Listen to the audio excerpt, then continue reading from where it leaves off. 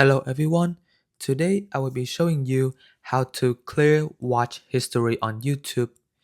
If you find this useful, then please leave a like and subscribe.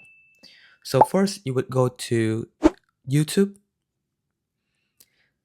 then you would go to your profile, click on the profile at the bottom. Then you would click on the view all option next to history options. Click on view all. Then you will click on the three dots at the top right. Then you will see three options. Click on the clear all watch history to clear all the history.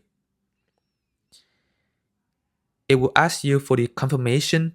Please click on clear watch history. And that is how you would be able to clear the history on YouTube. Thank you.